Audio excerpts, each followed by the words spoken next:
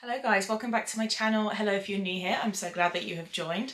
And welcome to my May reading wrap up, which is the first month where I had a full-on reading slump. And when I say reading slump, I mean genuinely like a struggle. And I feel like I said last month my reading month was very up and down.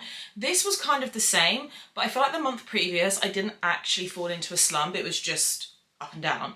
This, let's just get into it, shall we? Let's just get into it. So a mild synopsis of what happened last month. If I wasn't rating a book 5 stars, I was rating it 2 stars or 3 stars.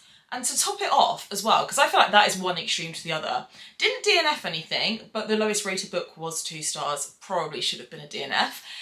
And did actually read a very, very popular book that has just recently been released and is getting 5-star rave reviews. Disappointed. Also read a dark romance trilogy that I've really been looking forward to for the best part of the year. Disappointed. And yeah, it was just very up and down. But like, it wasn't the worst reading month in the world, but there was a book that did genuinely put me into a reading slump where I went from reading 6 books in the first 2 weeks to only finishing 2 more books for the rest of the month. It took me 2 weeks to read 2 more books. So yeah, we were slumping hard. I feel like I'm out of it now. I'm already on my 2nd book of the month and I am 3/4 of the way through. So I'm about to finish 2 books for June already and really enjoying my reading month so much more. So, you know, we're not continuing the slump this month, it's fine. But I've got some very interesting thoughts. So grab yourself a cup of tea or a snack or something because I feel like I might be talking for a while. So I'm just going to jump straight in with the book that everybody's talking about right now. I did go and buy it in my most recent reading vlog or book shopping vlog where I went to go and find new releases, and it was Silver Elite by Danny Francis. I gave this 3 stars. Guys, first of all, I just want to say it took me 10 days to get through this book, and I think I got about halfway through within about 3 or 4 days, which is still quite slow for me to read a book of this size. Like, I should have finished it by then, but I was not gripped by it at all. I was really having to just like force myself to pick this book up. It was not holding my attention at all. I thought this was going to be like another Fourth Wing scenario where it's getting rave reviews, but it's also getting really mixed reviews and people are DNFing it, hating it, but people are also loving it. Fourth Wing for me is an infinity star read. This, unfortunately, was not. So this is marketed as a dystopian enemies to lovers romantasy or romance, whatever. I have some thoughts about the way it's marketed to begin with anyway. Is it dystopian? Like, yes. But if you're looking for Hunger Games, Maze Runner, Divergent, anything like that, I haven't personally read Shatter Me, but I've seen people compare this to Shatter Me as well and say that they are true dystopian, this is not. I do kind of agree. I think this is a romance, like a fantasy romance in a dystopian setting. I don't think this is a true dystopian romance, and that wasn't really, like, that's fine. Like, you know, yes, okay, I was expecting a true dystopian romance. I was very excited for that because they're quite difficult to find. If you guys have got recommendations, please drop them below because it's kind of made me want to read dystopian again, but something like really genuinely good. But yeah, so disagree with that slightly. Enemies to lovers, where? I am sorry, and this is, I think I keep noticing this, books being marketed as an enemies to lovers, and they're just not an enemies to lovers. Like, even Fourth Wing is marketed that way, and really that's more of a rivals to lovers situation. This isn't enemies to lovers. So in this book, let me give you a brief synopsis. So it's set in a world where there's been some kind of apocalyptic situation that's gone on. I think it was something to do with like radioactive substances or something, but anyway, people who were exposed to it, there's 2 sides. There's primes and there's mods. So the primes are people who were exposed to it but it didn't affect them in any way, and then you've got the mods who are the modified people who it did affect them and it gave them powers. And there's all sorts of different powers that you can have, and there are some powers that are scarier for you to have as a person than others, like certain powers, like you can be an inciter, for example, which is very frowned upon because it means you can actually mind control somebody, and obviously they are seen as like almost like a public enemy. If you can do that, you are going to be unalived. If you are modified anyway, you are most likely in hiding in this book, and if you get found, you're going to be unalived. So you don't want to be modified. They are oppressed, and that's where the kind of dystopian element comes from. The primes are oppressing the modified because they do not want them to have any form of like power or whatever in this world that we're in. Now, Ren, our FMC in this, she is modified, and she's been brought up by someone who she calls her Uncle Jim, and obviously they're in hiding, and you can get in trouble. It's called concealment. If you get found out to be hiding somebody who's modified and aiding them, you're going to go and face the firing squad. So, you know, it's a really serious crime. He's brought her up. He's realised how powerful she is because Ren holds 4 powers. She can do 4 different things. She's been in hiding her whole entire life. Now something happens in the book. Ren ends up getting captured and she has 2 choices for punishment. One is, I think it's to go and either work in the mines or something like that, I can't remember.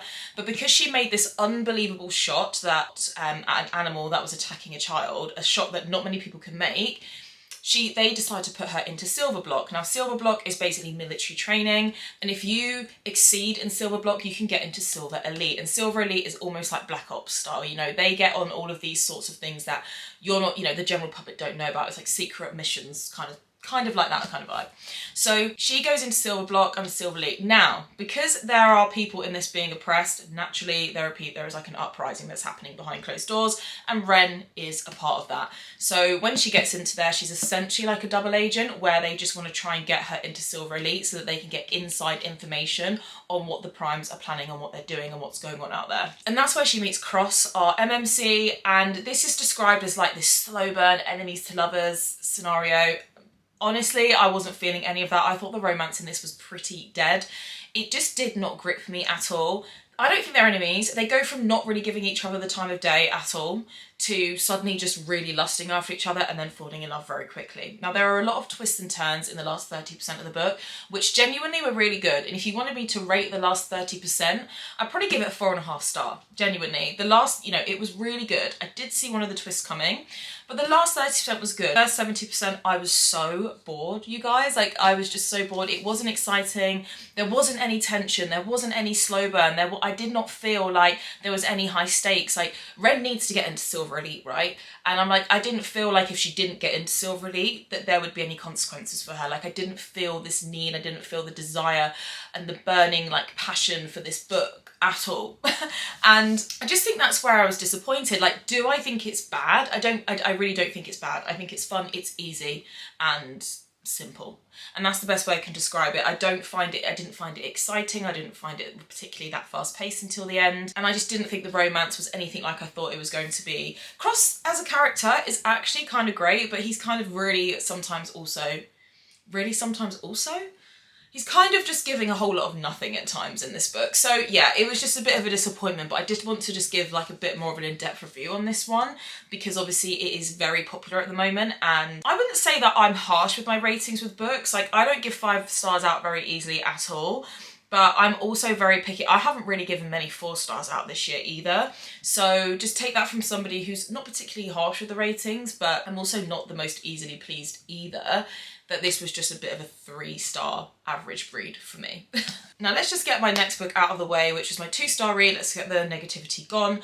And I should have DNF'd this book. It's a book that I've had for 2 years that I've been meaning to read for a while, and I was very, very excited. Ivy by Daphne Perry, under a pen name of Will and Ash for some reason on this. 2 stars. Probably should have DNF'd, to be honest. I can't remember the last time I was so bored reading a book. Now, I believe that this is now published under the name of Clarence Manor, so if you're trying to find this book, I think it's called Clarence Manor now. And the reason why I picked this up 2 years ago is because people were saying it's like Gossip Girl meets Pretty Little Liars. This is in an academic setting. I can't remember the names of any of the characters in this book because it didn't go in because I was so uninterested. One of the main characters moves into Clarence Manor with 2 other girls, and they're not very nice and they hold loads of secrets. They're rich, they're affluent, they are spoilt, and it's supposed to be about all these secrets and lies and twists and turns. And I think on the front it says like, can you keep a secret? We promise not to tell. And honestly, it sounded like it was going to be juicy and full of drama and like shocking twists and betrayals.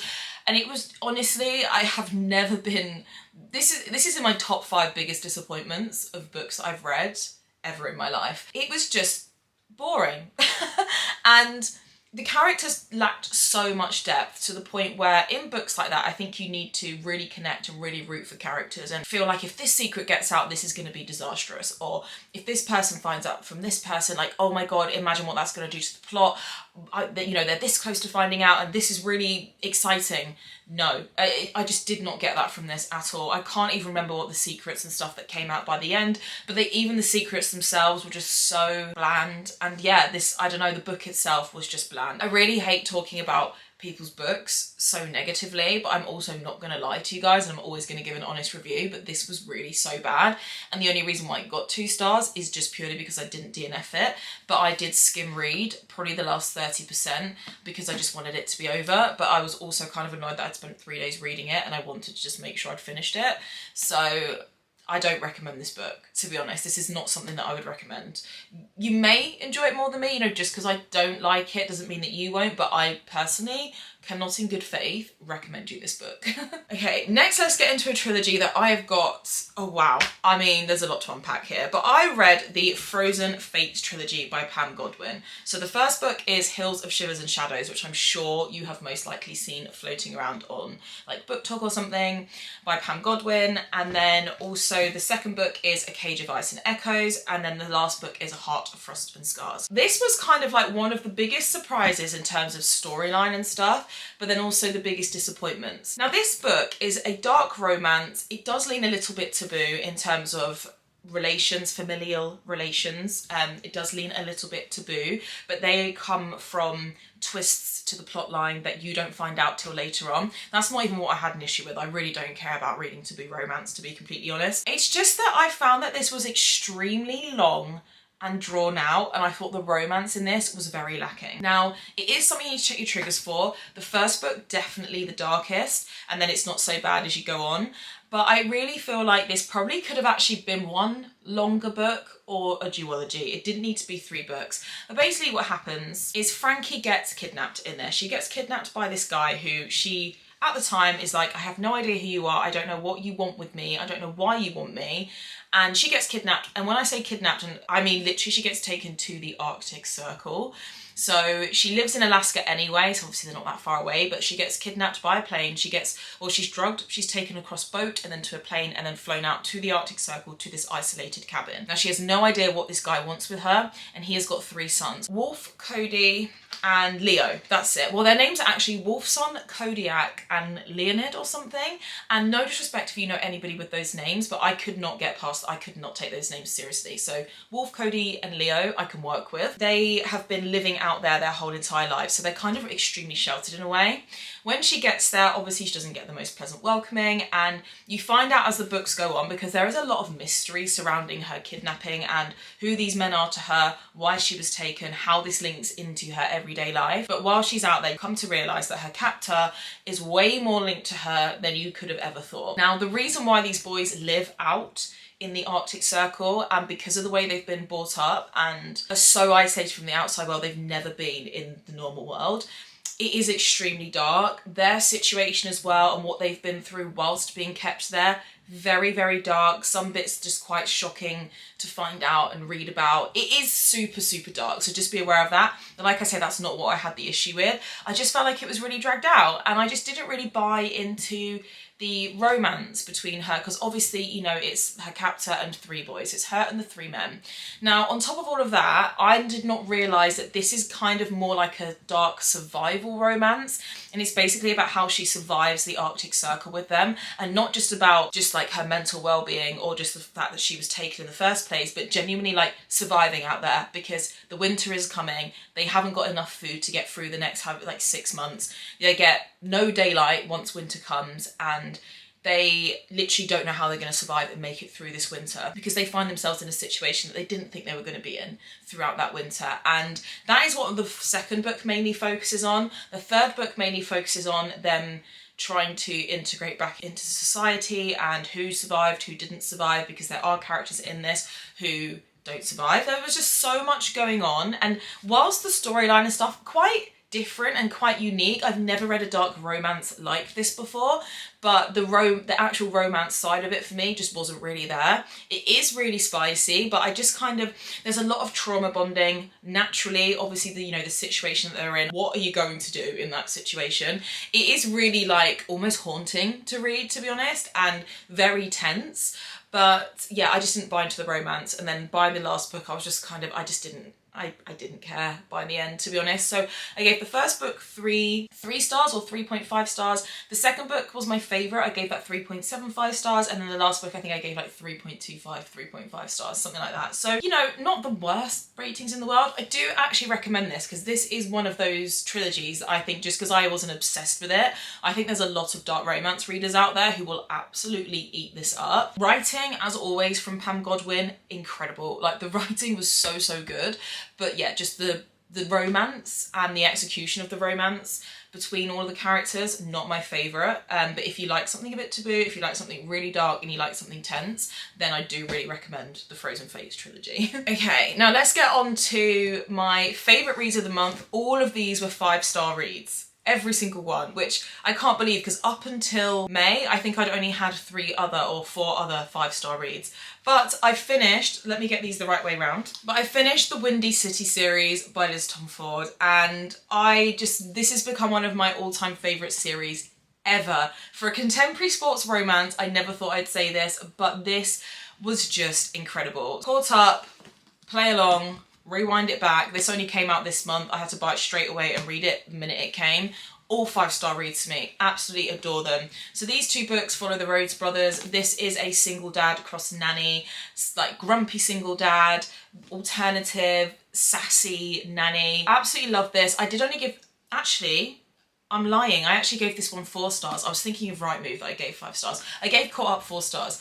Now, it is actually my least favourite in the series, but that being said, adored this book still. Like, it wasn't, you know, it was still a 4-star read for me and I loved it. I just don't love single dad trope that much. I feel like it has to really be something spectacular for me to love it. You really get this found family feeling in this book, and I just adored it. Miller's a pastry chef, Kai Rhodes is a baseball player, and yeah, I just loved the dynamics in this. I love the budding romance. Miller's constantly always running away from things. Kai wants her to make her home with him and his son Max, and Max was just adorable, and I just obsessed with this whole series.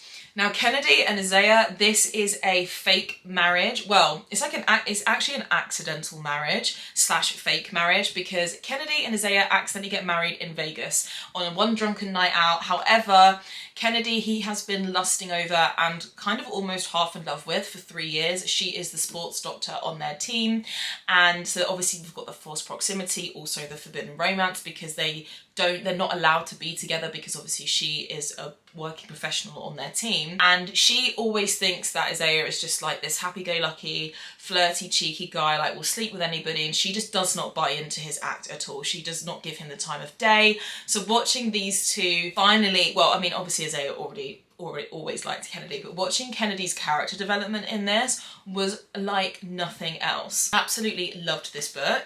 And then Rewind It Back is a second chance, kind of almost childhood lovers to friends, to kind of enemies to lovers, but mostly a second chance romance, and this is between Rio and Hallie. And Rio is obviously the character from the beginning of this book, because he's been in all of the other books, who has remained single for the longest, and there's this running joke about him, when is he going to find his person? And Hallie is the girl next door that he grew up with, where they would have all of these summers together in a secret relationship. They grew up together and fell in love together, and then something happened between both of their families that broke them apart, and they had not seen each other for 6 years until she moves in next door again. I loved the full circle moment, but she moves in next door again with his next door neighbour, and she's living out her dream as becoming an interior decorator, and he hires her to redo her house. And what she doesn't realise is she is designing the house that they as kids would sit there and say that they would live in together, and he wants her back. And this book was a literal perfection. What I love about the Windy City series is the personalities that Liz Tomford gives the characters, and these little things that these couples have between each other. So like with Rewind It Back, it's the listening to if you've read it, you'll know exactly what I mean. It's the listening to the music together, the CDs that they make every year on Hallie's birthday, like that's their special thing. You know, in Play Along, Isaiah he's scared of thunderstorms, and there are multiple thunderstorms in this book which bring him and Kennedy closer together, and like the way they develop develop in those moments, and you find out why he has this fear and how she helps Mo. Like, it's just all these tiny little things that just make these characters so special, and I just adore it. I literally cannot sing the praises of this series enough. It was absolutely beautiful. It was incredible and I love it. God, I feel like I've been talking for so long in that, but how long have I actually been filming for? Not even actually, okay, not as long as I thought. They are the 8 books that I managed to read in May. So Slump happened after Ivy, then I read Silver Elite, and then Rewind It Back brought me back to life for sure. Like, that's why I went straight into that book, because I just knew that that series, especially it being the last book, would make me fall back in love with reading again. And I'm having a great start to this month. So it's okay. It's okay. We don't need to panic.